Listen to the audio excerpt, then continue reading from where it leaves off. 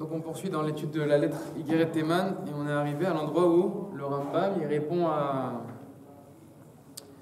une inquiétude on rappelle le nom de celui qui a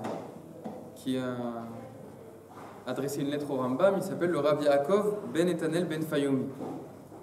Lui, on doit rappeler le fait que lui il a adressé une lettre au Rambam pour lui décrire les difficultés des Juifs au Yémen, des difficultés physiques et des difficultés spirituelles qui sont occasionnées par le fait que les musulmans ils ramènent soi-disant des preuves à la véracité de l'islam, qu'il y a des gens qui essayent de calculer l'avenue du Mashiach et la date elle est déjà passée. Ça amène à un affaiblissement de la foi chez les Juifs au Yémen. Et le Rambam, il essaye d'apporter un soutien. Emouni par rapport à la Emouna et avec les sources de la Torah pour renforcer les Juifs au Yémen. Et on est arrivé à l'endroit où en fait le Rambam, dans la lettre qui lui a été adressée par le Rav Yaakov ben Etanel ben Fayoumi, le Rambam il a senti que ce Rav Yaakov là, comme on avait vu dans le deuxième cours, le Rambam il le respecte énormément. Il dit que c'est un très grand Talmid Chacham, mais il lui adresse des louanges, etc. Mais apparemment, le Rambam, il a senti que ce Rav Yaakov là, il accorde une certaine importance à l'astrologie. L'astrologie, pour le Rav Yaakov ben Etanel, c'est pas rien. Il y a quelque chose là-dedans. Et ça, le Rambam, il ne reçoit pas du tout cela, puisque comme on va le voir dans Ilchot Avodat Zara, le Rambam, il dit que... Non, justement, le Rambam il dit qu'il n'y a rien, c'est quelque chose de vide, que tu aies une religion, que tu n'aies pas de religion, on va le voir dans les mots, mais... Comme la magie pour la Rambam, non, c'est rien du tout, c'est que d'Alniet. Et donc il va essayer de lui démontrer cela. Et donc le Rambam il dit dans la page qui commence par Ve'ulam Eshiraiticha, page 75, il dit comme ça. Ve'ulam, ma shiraiticha noté elav, minyan akochavim vadibukim. Qu'est-ce que j'ai vu, qu'est-ce que j'ai observé chez toi? Que tu as une certaine tendance à t'intéresser aux étoiles et aux dibukim. Alors pour qu'on comprenne bien la suite de la lettre, il faut comprendre que les dibukim, qu'est-ce que c'est? Je n'ai pas compris exactement, mais c'est une certaine configuration d'étoiles. Les étoiles, elles sont agencées d'une certaine manière. Et c'est ce qui nous amène à dire que, si les étoiles sont agencées d'une telle manière, alors ça signifie que Aleph Bet Gimel. Par exemple, on va donner un exemple, si les étoiles sont agencées de la manière A, B, alors ça veut dire qu'en Europe, la dette va s'alourdir dans les prochaines années. Pour prendre un exemple, je ne sais pas pourquoi j'ai pris cet exemple, mais... Donc ça, c'est ce qu'on appelle les dibukim. Alors apparemment le Rav Yaakov ben Etanel ben Fayoumi il accorde une certaine importance à cela. Et le Rambam il dit voilà, tu accordes une certaine importance aux kochavim, aux dibukim qui étaient et qui seront dans le futur. Et il lui dit le Rambam kolze ou inyan shiraou shitasiriou midaatra, écarte ça de ta pensée. Ou trapes marchavtera. Et fais-toi un lavage de cerveau de ces choses-là. De la même manière que quand tu as un vêtement qui est sale, tu le laves, lave ton esprit de ces choses-là. C'est des choses qui sont vides. Il n'y a aucune vérité là-dedans. Tant pour les sages que pour les gens qui sont moins sages, ça fait l'unanimité que c'est quelque chose de vide, l'astrologie. Et c'est la chachamim ashlemim, peu importe de quel chachamim on parle. De chachamim qui ont une religion, une connaissance de la métaphysique, de chachamim qui n'ont pas de connaissance de la métaphysique, peu importe. Chez tous les chachamim, chez tous les véritables, chez les gens qui font partie de l'élite intellectuelle, c'est clair que c'est quelque chose de vide l'astrologie. Ou bitulam mevoar nigle betanot sichliot enze mekom zichan. Omnam shmak tzat masheba Torah baza. Donc maintenant, qu'est-ce qu'il va faire le Rambam? Il va nous montrer que selon la Torah, elle a démontré que l'astrologie c'est quelque chose de vide. ou en tout cas les événements qui sont relatés dans la Torah, montrent que l'astrologie c'est quelque chose de... On voit que Yesh Mazal est égoïme et ainsi de suite. C'est lié, c'est pas l'astrologie, c'est une prédestinée. Où est-ce qu'on voit ça dans le Gemara? Quand on dit Yen Mazal Israël, c'est le cas pour l'Israël qui va Mazal, alors que l'égoïme Yesh Mazal. Est-ce que c'est, d'ailleurs, je ne sais pas juste, et où est-ce que c'est marqué Mazal Israël? Il faut vérifier. Mazal Israël, ouais. C'est marqué dans l'histoire de la fille de Rabbi Akiva que les Chaldéens avaient vu qu'elle allait mourir le jour de son mariage. Là-bas, elle a fait une mitzvah. Je sais pas, ouais. C'est comme dans le Shabbat Kafounani là-bas. Où là-bas, c'est marqué Mazal Israël, que les Israël, ils sortent de leur Mazal, sous-entendu, ils sortent de leur prédestiné. Et eux, ils avaient vu dans les astres, les Chaldéens là-bas, que la fille d'Abeka allait mourir le jour de son mariage. Bon, en tout cas, c'est pas une preuve. De la Torah? Non, ce que vous dites, c'est. On peut dire que même si tu penses qu'il y a il y a un mazal pour Israël, alors l'Israël est au-dessus. C'est-à-dire que les Juifs, ils sont en dehors du système. Même s'il y a un mazal, entre guillemets, nous, on est quand même sortir du système. C'est l'histoire d'Abraham Avinu, quand il a dit c'est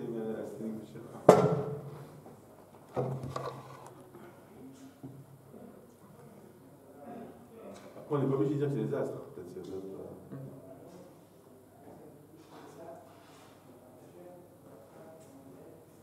Top, j'ai pas réfléchi à cette question, je sais pas. Non, parce que c'est des morts de. Non, il y a Rachid dit que. Non, mais il est lire quoi. Non, il est dire sa propre interprétation à moi. Non, je sais pas quelle est justement ça que je cherchais, mais non, je sais pas quelle est son interprétation là.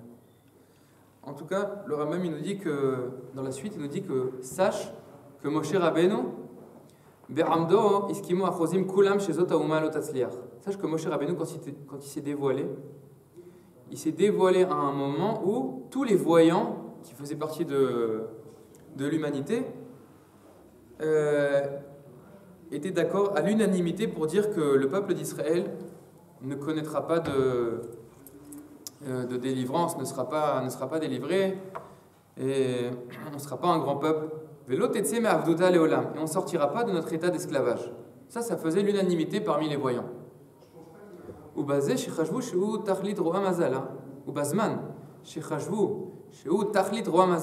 moment de l'histoire où les voyants, par rapport à la sagesse des étoiles, se sont penchés sur la sagesse des étoiles, ils ont dit, alors là c'est sûr que le peuple d'Israël il va être au pire de... Il va être dans un état très très très bas.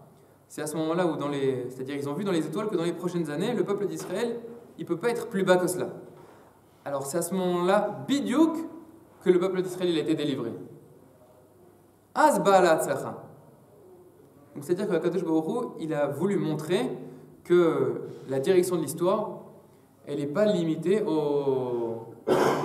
à ce que l'humanité pense que c'est vraisemblable, que telle ou telle chose va vraisemblablement se passer ou ne pas se passer. Akadosh Baruch Hu, il n'est pas limité à ce que tu envisages, à ce que les intellectuels envisagent, à ce que les voyants envisagent. C'est le projet divin, il avance selon la volonté divine. Et donc pour montrer cela, au moment où les voyants ils ont dit voilà, le peuple d'Israël il va être au bas des pâquerettes, c'est à ce moment-là au bas des pâquerettes, c'est à ce moment-là que le peuple d'Israël était délivré. Et à ce moment-là, Moshe Rabbeinu il est venu Ve'amad ba mifra ramina enoshi ubda'a. C'est à ce moment-là que Moshe Rabbeinu il a délivré Israël. Uba'et shiskimu achozim she'eretz Mitzrayim mitava vira bazmanao. Et c'est également au moment où les voyants ils ont dit l'Égypte elle va connaître une ascension économique extraordinaire. Vatishman, il y aura de l'abondance. Et les Égyptiens vont réussir dans leur vie. Et la vie de l'Égypte va grandir. Alors c'est à ce moment-là qu'est-ce qui s'est passé? La catastrophe. Ils ont reçu des coups, des macotes. C'est à ce moment-là que les macotes ont commencé.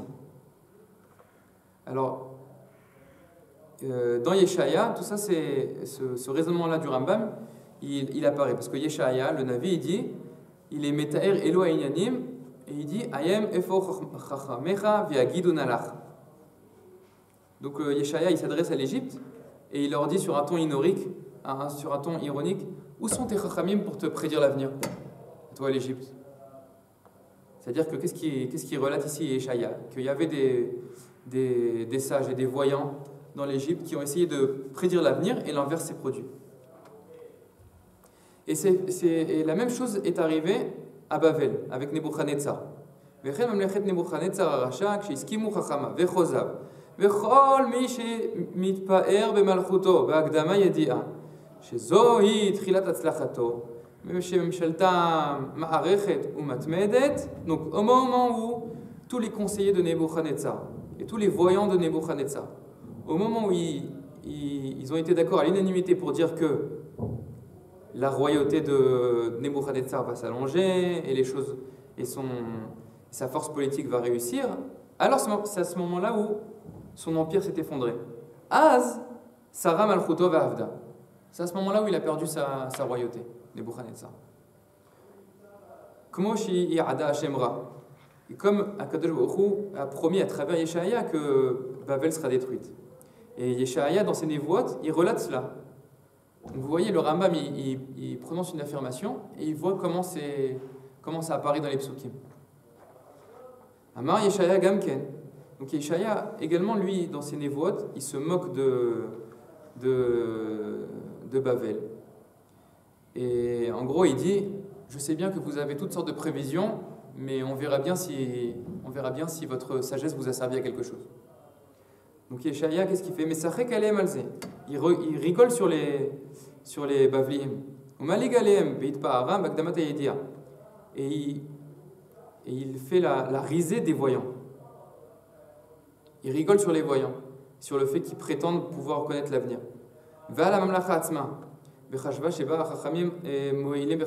Qu'est-ce qu'il dit Yeshaya? Il dit Ya'amduna v'yoshiucha ovrei shamayim achozim b'kochavim. Donc Yeshaya, dans le contexte de cette prophétie, qu'est-ce qu'il dit? Bavel sera détruite, sera réduite à néant. Et alors, à ce moment-là, que viennent les voyants pour sauver Bavel de la destruction. On va voir s'ils pourront sauver Bavel de la destruction.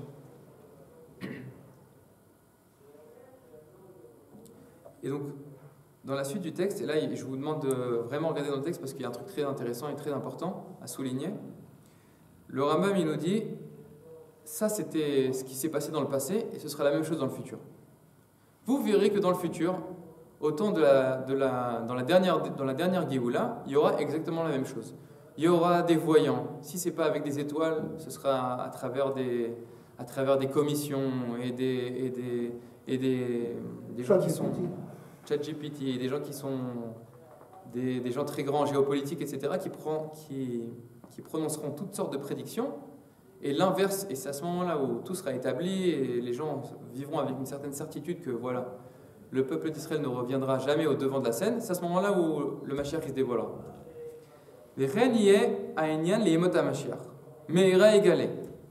Et c'est comme ça que les choses vont se dérouler pour l'avènement du Mashiach. Qui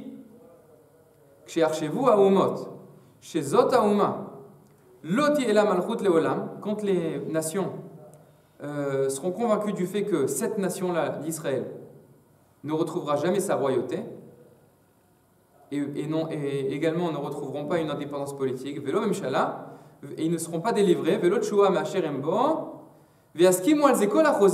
quand ça fera l'unanimité des voyants, et l'unanimité de tous les magiciens et de tous ceux qui ont une certaine force spirituelle, alors, bidiouk à ce moment-là,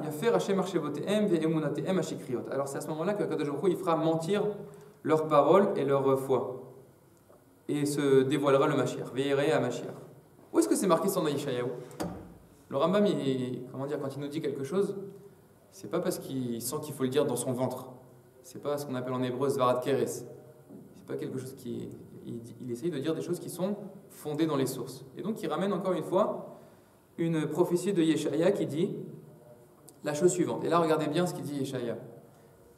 Vous voyez, le Rambam, il dit, ce que je dis, c'est éclairci et expliqué par Yeshaya. Alors, on va voir où est-ce que c'est marqué dans Yeshaya.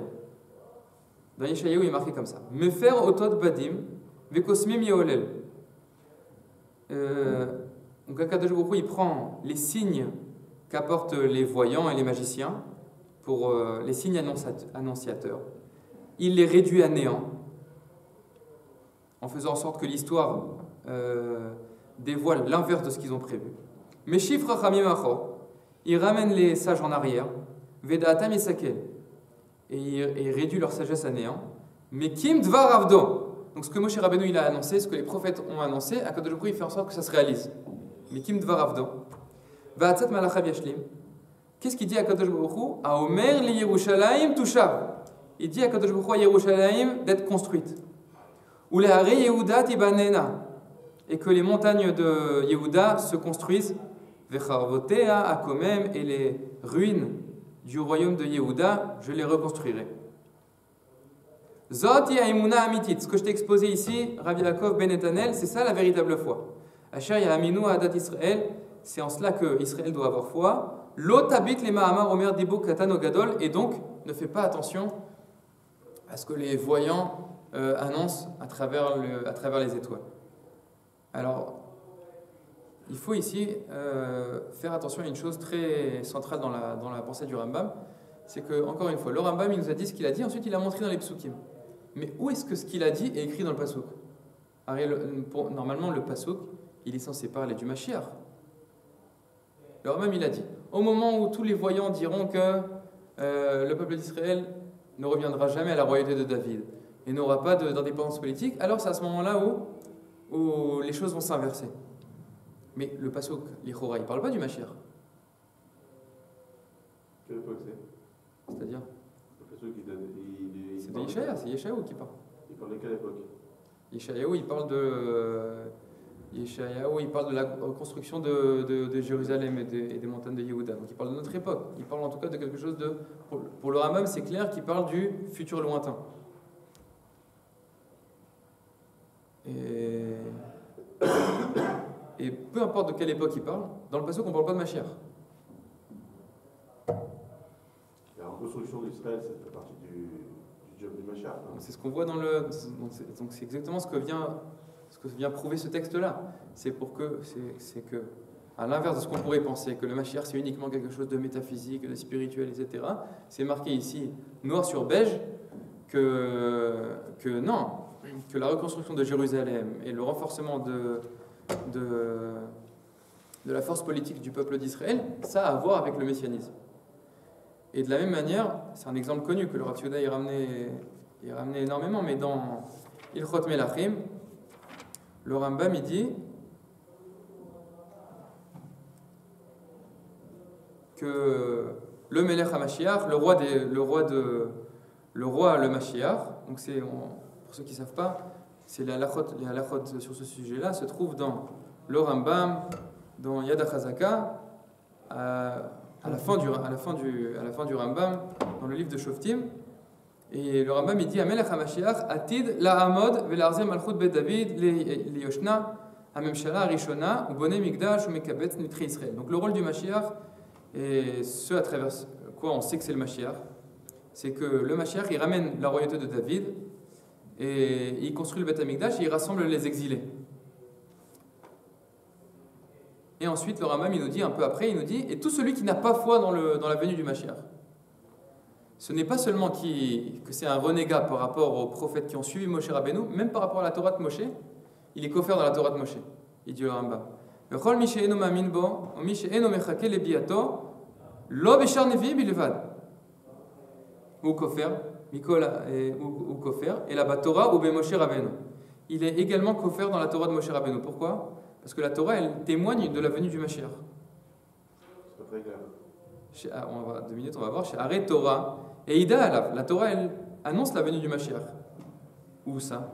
Chez Nehemar, il dit le Rambam.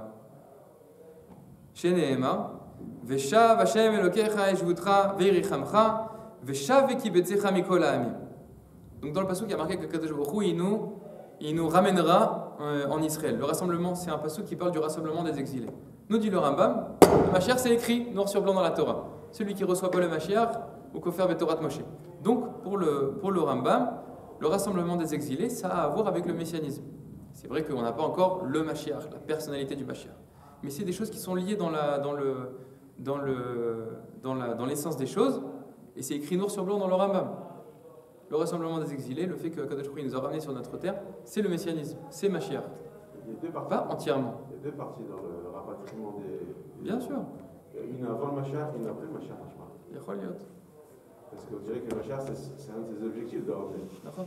Je pense que ce sera après qu'il soit. Non, mais là, il y a marqué quoi Là, il y a ici, sur la terre d'Israël, il y a, je sais pas moi, plus que 6 millions de.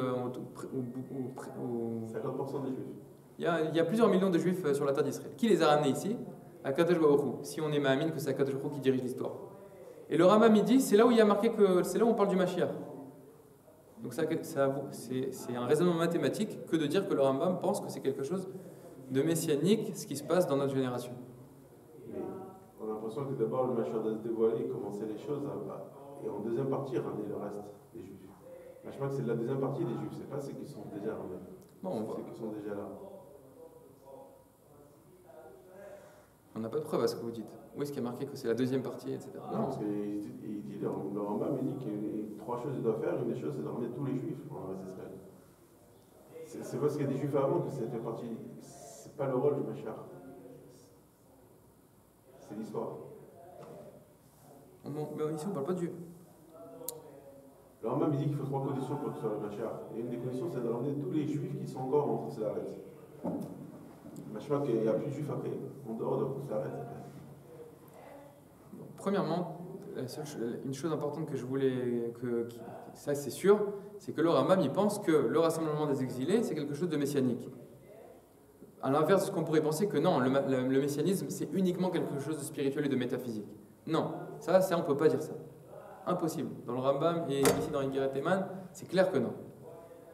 Après, est-ce que le rassemblement des exilés de notre génération, est-ce que c'est quelque chose de messianique ou c'est juste le rassemblement des exilés du Mashiach qui sera quelque chose de messianique? Ça, c'est une autre question.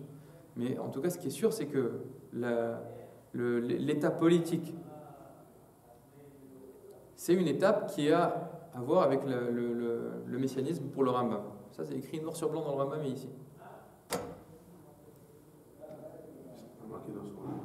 C'est pas marqué où ça? Le Mashiach, c'est son rôle de ramener les Juifs. Ouais. C'est Dargamour. Où est-ce que c'est marqué? Le fait que les Juifs viennent en Israël, ça fait où est-ce qu'on parle du Mashiach dans la Torah? Pas le Mashiach. Bah, le Rambam il dit que si. Non, lui, il a trouvé un passage en disant que c'est ça le. Oui, mais c'est le Rambam, donc on peut pas être relais sur le Rambam. Oui, on ne parle pas sur le Rambam. Non, mais le Rambam il a dit où est-ce qu'on parle du Mashiach? Où est-ce qu'on parle du Mashiach? Dans la Torah.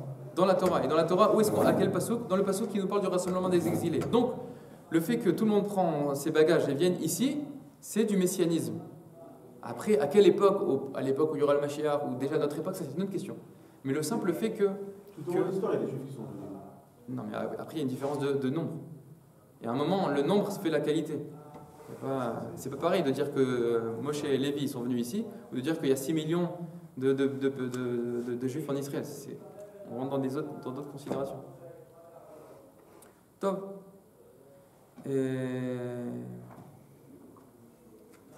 Donc on peut avancer un peu dans la suite. Donc là, on passe à la page d'après. Et on reste dans l'astrologie. Et le Rambam ici il fait face à une croyance de Rabbi Nathanael ben Fayoumi, qui est la croyance suivante. Le Rabbi Nathanael ben Fayoumi, il est très souffrant du fait que parmi les Juifs au Yémen, il y a beaucoup de Torah, mais il y a un affaissement grandissant et important de la sagesse des Juifs au Yémen. Et le Rabbi Nathanael ben Fayoumi, le Rabbi Yaakov, il a dit au Rambam, apparemment, c'est parce qu'il y a une certaine configuration des étoiles qui apparemment causerait cela. Si les étoiles, c'est-à-dire, le Rambam, il appelle cela un Meshulash Ha'afari. Donc il y a une constellation d'étoiles qui s'appelle le Meshulash Ha'afari, autant de Rabbi Yaakov ben Netanel. Et le Rabbi Yaakov ben Netanel, il dit, apparemment, c'est ça qui cause le manque de chokhma qui se trouve parmi nous. Et alors là, le Rambam, il va utiliser cela pour lui montrer que Il va détruire l'argument du Rabbi Yaakov ben Netanel. Comment il fait ça le Rambam? Il dit la chose suivante. Combien de temps il nous reste à peu près? 25 minutes. Ok. De la même manière, je t'ai vu dire, toi Rabbi Yaakov, Shamada be'artzotrem muat. Voilà ce que j'ai vu. J'ai vu que tu as dit dans ta lettre que la sagesse sur votre terre du Yémen est faible. Ou paska mikema chokhma. Et il n'y a plus de sages parmi vous véritables.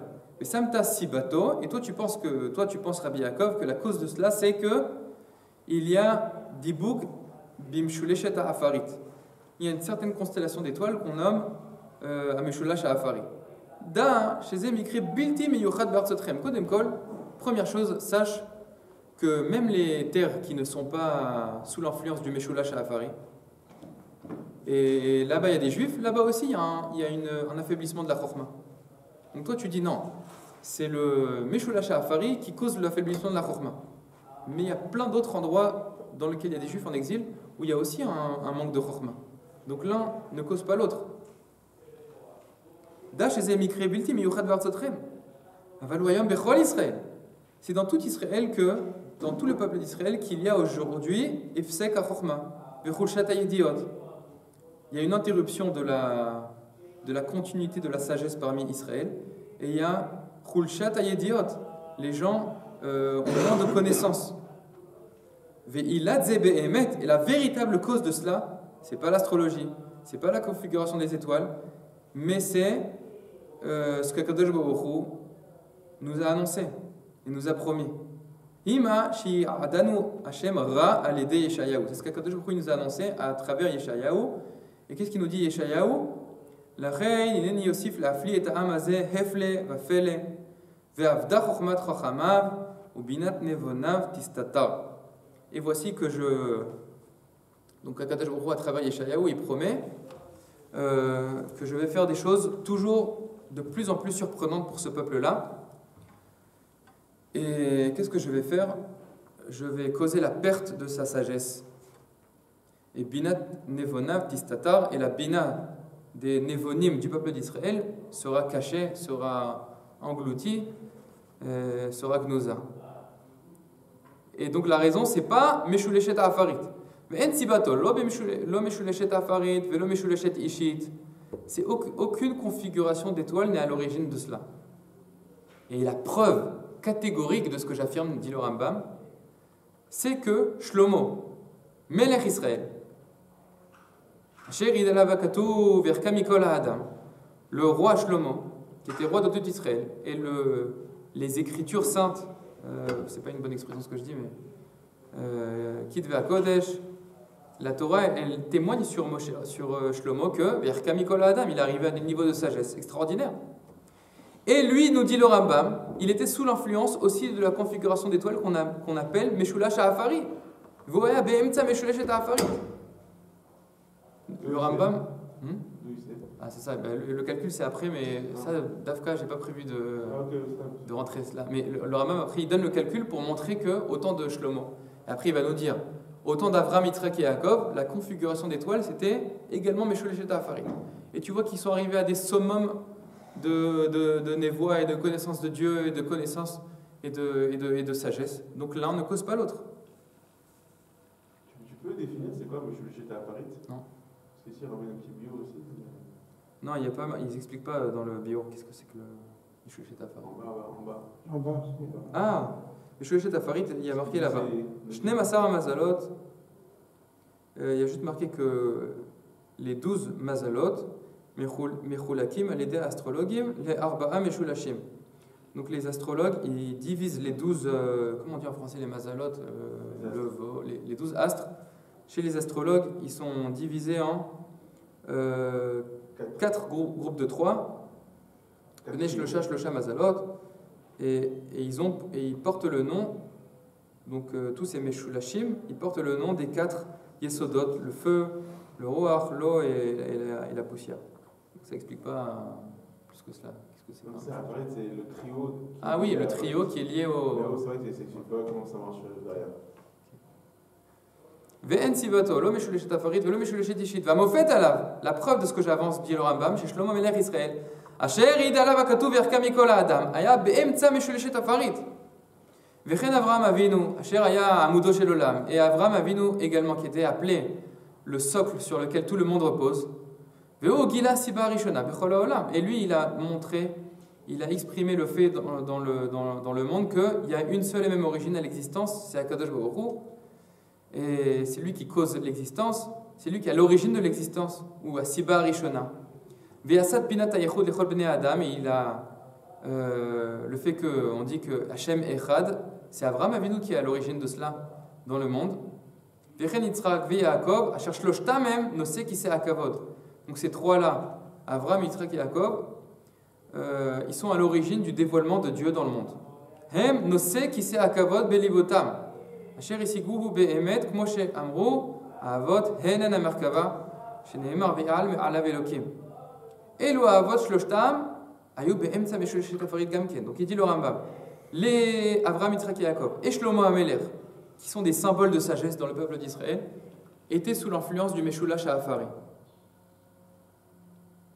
Et quand bien même ils étaient sous l'influence du Meshulash HaAfari, c'était des grands chachamim. Donc ne viens pas me dire que le Meshulash HaAfari cause l'ignorance. C'était des Yechidim. Maintenant, son interlocuteur, son interlocuteur, il dit dans le peuple qu'il y a un affaiblissement de la sagesse. Mais c'est évident, moi je pense que c'est évident pour le Rambam que comment dire, c'est comme dans une école. Si tous les élèves sont des cancres, en général il n'y a pas quelqu'un d'extraordinaire qui apparaît dans cette école-là. Il y a une atmosphère. Ce qu'il a dit le Rabbi Yaakov Ben Netanel, c'est qu'il y a une atmosphère où il n'y a plus de grands sages qui naissent du dedans du peuple d'Israël. Parce que le corps d'Israël est en décomposition. Et le Rambam, il dit, l'époque de Shlomo HaMelech, je ne pense pas que c'est une époque où juste Shlomo HaMelech il était chacham. C'est une époque où le peuple d'Israël il est arrivé à une certaine apogée. Lui et tout le peuple. Et Avraham, Yitzhak et Yaakov, ils sont à eux seuls le peuple d'Israël. Et ils sont arrivés à des summums de sagesse. Donc le Meshulash HaAfari n'empêche pas qu'il y ait une atmosphère qui soit propice au fait que la Chokhma aille en grandissant. Donc là, il y a une... Je ne sais pas si... Oui, je voulais photographier. Enfin, c'est ce que vous voyez dans la photocopie. Il y a un passage que j'ai mis entre parenthèses. C'est le passage où le Rambam il démontre par A plus B que autant des Avot, autant de Shlomo HaMelech, ils étaient sous l'influence du Meshulash HaAfari. Ça, on ne va pas rentrer là-dedans. Dans la suite du texte, donc le Rambam il conclut et il nous dit voilà, je t'ai démontré que les dibukim, c'est rien.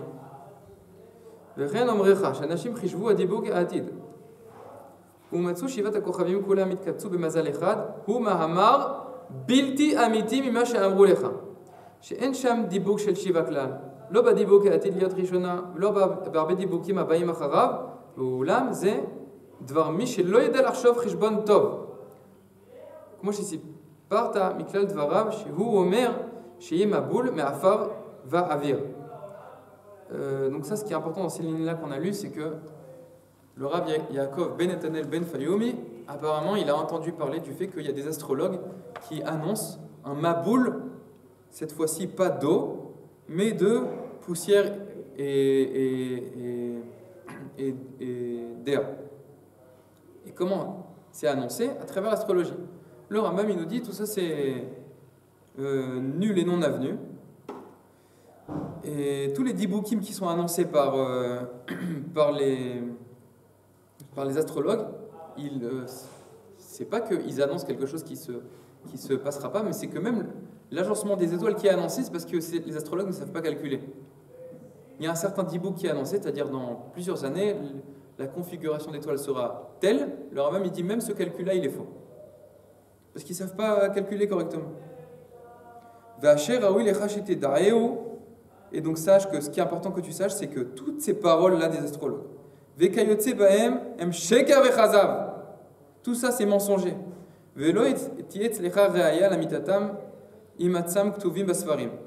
Et c'est pas parce que c'est écrit dans des livres ou des encyclopédies que c'est vrai. Parce que les astrologues, qu'est-ce qu'ils font? Ils disent Aleph Bet Gimel, et ensuite ils écrivent ça dans un livre, et il y a une conférence pour expliquer que ce livre est très important, et qu'on a fait 10 ans de recherche, etc. Donc c'est forcément vrai. Le Rambam dit c'est pas parce que c'est écrit que c'est vrai. Qui a chakran, parce que le menteur, comment chez Chazef Bepiv, de la même manière qu'il ment avec sa bouche, il ment aussi avec sa plume.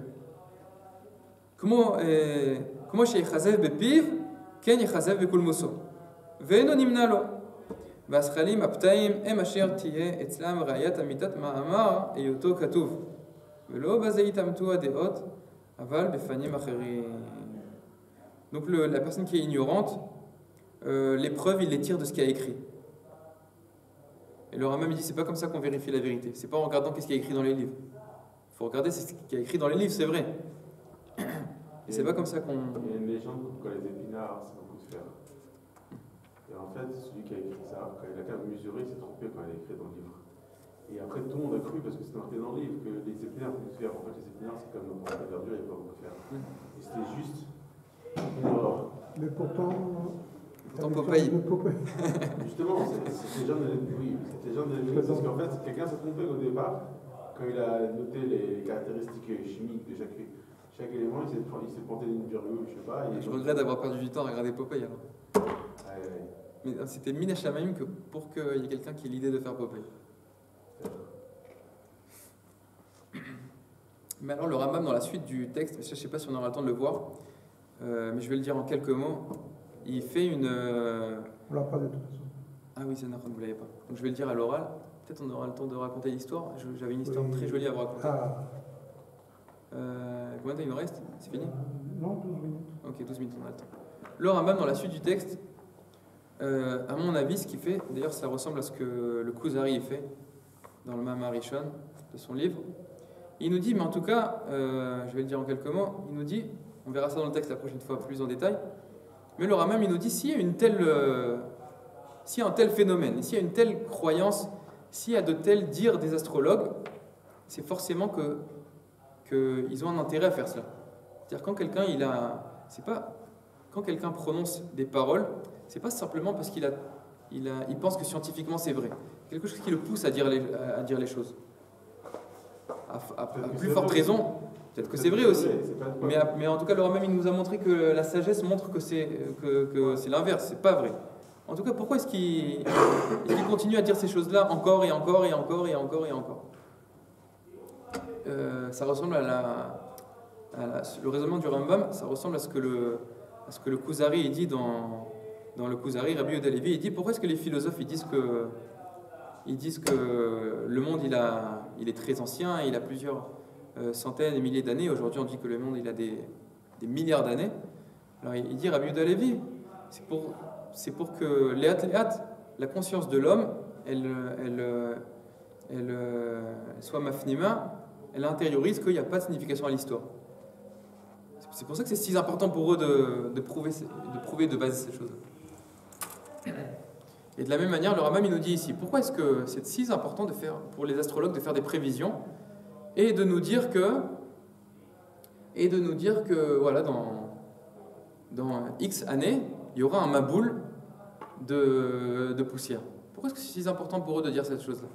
Et bien c'est pour dire que le maboul aussi qu'il y a eu dans le passé, c'est le fruit d'un agencement d'étoiles. C'est pas parce que Kadosh Baruch Hu il a décidé d'apporter une rétribution aux fautes de l'homme. C'est pas pour ça. C'est pas qu'il y a une corrélation entre la conduite de l'homme et la providence divine. C'est le fruit de l'agencement des étoiles. C'est ce qu'ils disent aussi pour traverser le mer Rouge. D'accord. Ça ressent. Et donc on voit ici que le Rambam, ce qu'il veut statuer, c'est que c'est Akadosh Baruch Hu qui dirige le monde, et c'est aussi la providence divine, elle se fait aussi par rapport aux actions de l'homme. L'homme, il a une influence sur la providence divine, à tel point que s'il se comporte d'une mauvaise manière, ou s'il a des mauvaises pensées, alors Akadosh Baruch Hu il fait en sorte que l'histoire fasse grandir l'homme et lui montre ses erreurs. Sur ça, j'ai une très belle histoire que je voulais vous raconter du Rav Feierman. Vous avez entendu parler du Rav Feierman? Vous connaissez le Rav Feierman? C'est un Rav connu dans au Machon Meir et qui enseigne surtout, en tout cas qui est d'origine moldave. Il enseigne en hébreu, etc., mais il enseigne aussi dans la partie russophone du Machon Meir. Et il raconte l'histoire suivante, c'est une histoire d'un mère de vous, mais elle est vraie. Il raconte la chose suivante, il raconte dans son livre, il a fait un livre qui s'appelle L'Akshiv Lachaim. L'Akshiv Lachaim, écoutez la vie. Pourquoi est-ce qu'il a appelé le livre comme ça? Parce qu'il soutient le fait que dans la vie de chacun de nous, Akadosh Baruch Hu se dévoile. Il y a une parole qu'on doit écouter qui se traduit dans la vie. S'il m'est arrivé telle chose aujourd'hui, c'est que Akadosh Baruch Hu veut me dire quelque chose à travers ce qui m'est arrivé. Et il raconte la chose suivante. Il avait un jour chez lui, pendant 2 ans, plusieurs années, il avait des rats, un rat. Impossible de s'en débarrasser. Et il raconte le fait que dans sa maison, chaque fois qu'il y a des problèmes comme ça, des rats, des fourmis, etc., il appelle ça des shlichim. Tout ça, c'est des envoyés de Kadosh Baruch Hu pour nous signifier quelque chose. Il y a une histoire de l'Odenar. Ça rentre pas là-dedans? Non. Que de faire des simanim de ce qui se passe. Ah, si je passe ça, alors je dois faire ça, et si je passe ça. Non, mais là-bas, dans le livre, il donne des gdarim. Des gdarim. Okay. Et il dit comme ça, il dit que lui et toute sa famille se sont demandé, mais comment on va faire pour se débarrasser de ce rat? Ils ont acheté des pièges, et ils ont dit que dans le livre, il écrit, ce rat-là, c'était un gaon. Il sait aller chercher le fromage sans activer le piège. Jamais vu ça. Comme s'ils ont resté pendant 1 ou 2 ans avec ce rat. Jusqu'à qu'un jour, le Rav Feierman, il va, je ne sais pas où est-ce qu'il habitait à l'époque, il habitait plusieurs endroits, il habitait Bethel, Tel Sia. Il va à la synagogue et il voit le gabaï de Mincha afficher une photo d'un Rav dans le Beth Knesset. Et il lui dit qui c'est ce Rav?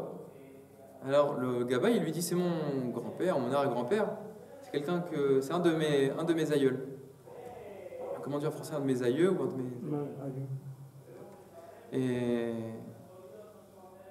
Et il dit pourquoi tu affiches sa photo? Il dit parce que ça c'est si je me souviens bien du nom, c'est le Rav Yeshayahu Mikarstir. Vous avez entendu parler de lui? Le Rav Dera.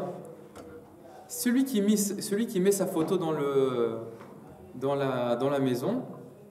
Alors le rat il part. Ils en parlent dans le Shtisel. Ok. J'ai pas vu le Shtisel. Et le Rav Feierman, il dit, lui c'est quelqu'un de très rationnel, etc. Il a dit mais qu'est-ce que c'est que ces bêtises? C'est comme vous avez dit, de faire une telle chose, c'est de faire de la magie, etc. C'est des raisonnements magiques, tout ça c'est loin de la Torah. Alors le gabaï il lui a dit pas du tout. Il y a une logique à cela. C'est que ce Rav là, c'était un grand tzaddik dans tout le domaine de l'argent, etc. Dans Diné Mamonot, c'était un grand dayan. Il faisait attention à pas causer des dommages dans l'argent de son prochain. Et le rat, lui, qu'est-ce qu'il fait? Il amène les choses d'un endroit à un autre. Il vient te montrer que tu as un problème dans tout ce qui a trait à l'argent. Peut-être que tu as volé quelque chose, peut-être que tu as... C'est marqué dans le Rochemi qui a Barim ou Gidnavim. C'est bon. Donc, étant donné que... Le rat, non, ils rigolent et ils aiment leur copine, pas se marquer. Pour partager. En tout cas, le gabaï, il a dit, toi tu regardes la photo de ce tzaddik-là, ça te rappelle que voilà, il faut être un tzaddik au niveau de l'argent. Et donc tu décides de faire un changement dans ton fort intérieur, et Akadosh Baruch Hu, il décide, comme tu as fait tchouva, d'écarter le rat. Et le Rav Feierman, il raconte qu'il est retourné chez lui à la maison, déjà il a vérifié que c'est vrai ce qu'on raconte sur ce Rav-là, etc. Il a dit, j'ai vu sur Wikipédia, c'est une histoire qui est véritable. Alors il est rentré chez lui à la maison. Il a dit à sa femme, c'est pas possible, il faut qu'on fasse tchouva, il y a quelque chose qui va pas. Peut-être viens, on s'assoit, on réfléchit à la chose. On fait les comptes, etc. Et alors sa femme, elle a dit, attends, j'essaie de réfléchir. Ah, peut-être, c'est une grande sadéquette aussi sa femme, c'est une rabbinite. Et elle a dit, peut-être que quand je vais faire les courses, je prends trop de sacs en plastique, des sacs dont j'ai pas vraiment besoin de ces sacs-là. Et je les prends chez moi, etc. À l'époque, c'était gratuit. À l'époque, c'était gratuit. Bon, peut-être. Je ne sais pas quand est-ce qu'il y avait l'histoire. Et donc, je cause quelque part un dommage au niveau de l'argent à la Macolette, là où je vais faire mes courses. À Romain, il y a écrit qu'il ne faut pas prendre plus de 50 plastiques. Et le Rav, il dit, mais moi aussi, peut-être que il y a un manque à ma conduite, je donne des cours. Des fois, j'arrive 1 minute, 2 minutes en retard, et on me paye à l'heure dans le cours. Moi aussi, je te fâche. Et peut-être qu'il y a un problème à ce que je fais. Et il raconte qu'ils étaient comme ça en train les Pashpesh BMACM, ils étaient en train d'analyser leur conduite, etc., de chercher. Matim le Chodesh Elul. Ils étaient en train de réfléchir comme ça. Et le Rav Feyerman, il dit, ce qui s'est passé ensuite, comme c'est écrit dans son livre, c'est quelque chose que j'ai l'habitude d'essayer de ne pas trop le raconter, parce que j'ai peur que les gens ne me croient pas, et qu'ensuite, puisqu'ils ne croient pas à cette histoire-là, ils ne croiront pas aux autres histoires que je vais raconter. Et ils ne croiront pas non plus à la Torah que j'enseigne. Donc j'essaye de ne pas trop raconter cette histoire, comme c'est écrit dans son livre. Mais ce qui s'est passé, c'est la chose suivante. Pendant que moi et ma femme, j'aurais dû vous le lire le texte, mais je n'ai pas pensé à l'amener. Pendant que moi et ma femme, on était en train de discuter et d'analyser nos actions, le rat est sorti et est allé à droite, à gauche dans le salon, et est monté sur la poubelle, sur le couvercle, et il est tombé dans la poubelle. C'est comme ça qu'ils se sont débarrassés du rat.